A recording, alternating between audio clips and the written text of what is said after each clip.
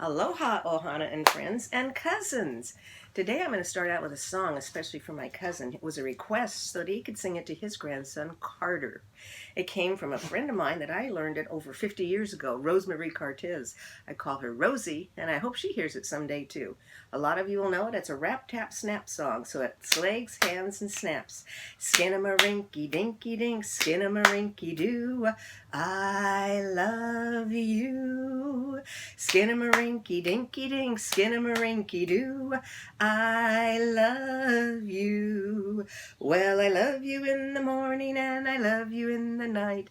I love you when I see you and I love you out of sight. Oh, skin-a-ma-rinky, dinky, dink, skin-a-ma-rinky, doo. I love you and you and you and you and you. Skin-a-ma-rinky, dinky, dink, skin-a-ma-rinky, doo. I love you. Skin-a-ma-rinky, dinky, dink, skin-a-ma-rinky, doo. I love you. I love you in the morning and I love you in the night. I love you when I see you and I love you out of sight. Oh, skin-a-ma-rinky, dinky, dink, skin-a-ma-rinky, doo.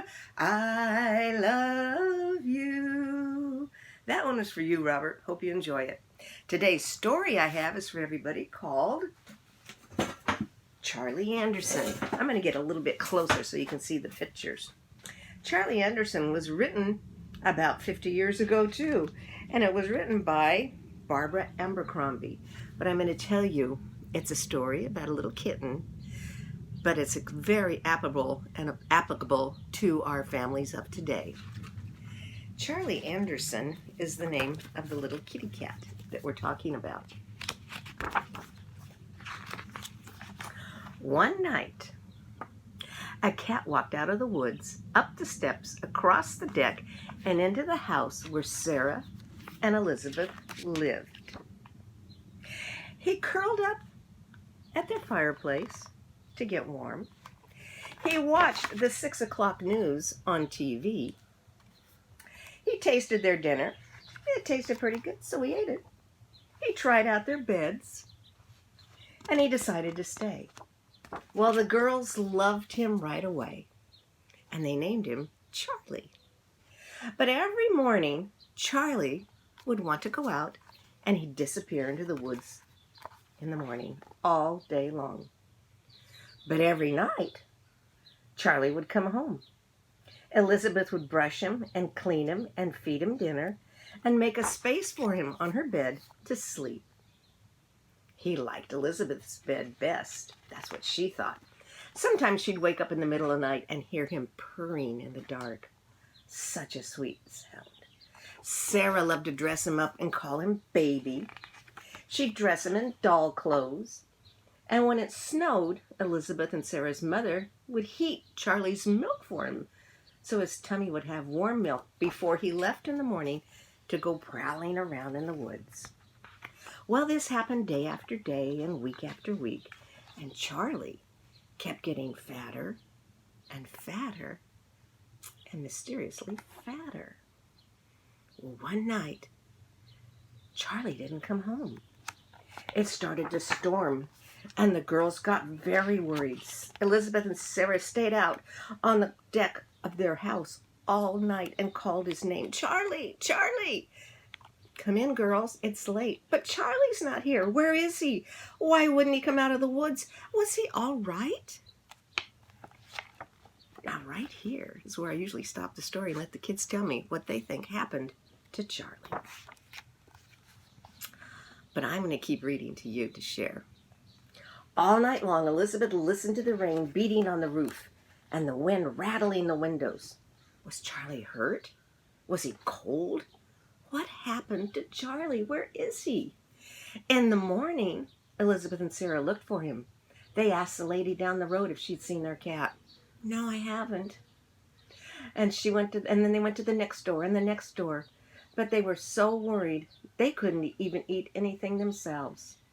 Then the lady tried to say, well, you girls should have something to eat. How about some chocolate chip cookies? No, thank you. We're too worried about Charlie. They finally went to the new house on the other side of the woods, way on the other side. They knocked on the door, and a man answered. Hey, have you seen our cat? His name is Charlie. He has gray and gray and white striped fur, sorry. And he's very, very fat. Well, come in, girls, for a minute. And you can have your mom come in, too. We do have a gray and white striped fur cat. But his name is not Charlie. And he is a little plump, I have to admit that. He's upstairs right now, asleep on our beds. Just then the girls heard a meow. And down the stairs came a very fat, gray and white, very happy striped cat. Charlie! Oh no, girls. That's Anderson. We've had Anderson for 7 years. Right, Anderson? And Kitty looked at him and started to purr. But he's Charlie. He's our cat. Then Charlie came over and sat in front of the girls and looked at her and purred even louder. Then Elizabeth went, "Say, wait a minute. Is Charlie ever here at night?" "Oh, no, girls. My Anderson is a hunter. He hunts every night. He likes to prowl the woods and see what he can find.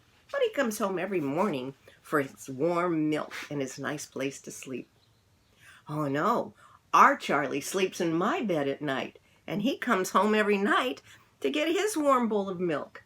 And then he leaves right after breakfast for the woods to go hunting." "Oh, that's funny. Anderson comes home at breakfast time. He would never miss a breakfast. And then he leaves right after dinner to go prowling in the woods."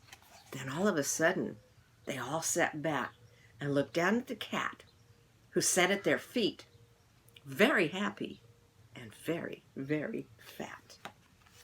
Well, you know what? They call him Charlie Anderson now. And sometimes in bed at night, Elizabeth will ask him, "Who do you love best, Charlie Anderson?" And she can hear him purring in the dark.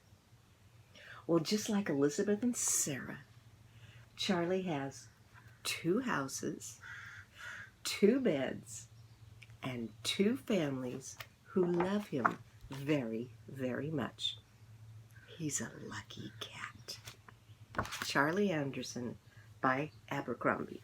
Excellent book.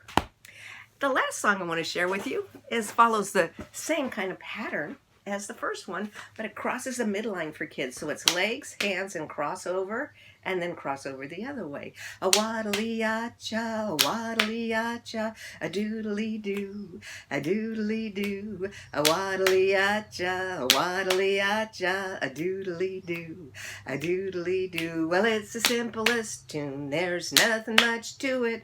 All you gotta do is doodly-doo it.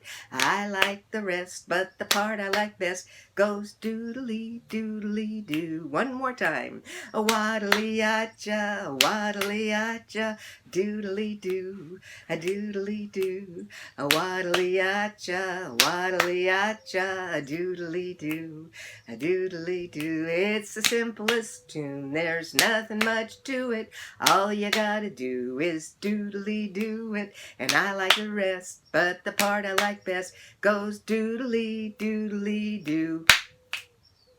Well, Robert, I hope you enjoyed it and can share it with Carter. And the rest of you out there, be sure to share a story and a song with someone today. Aloha, a hui ho.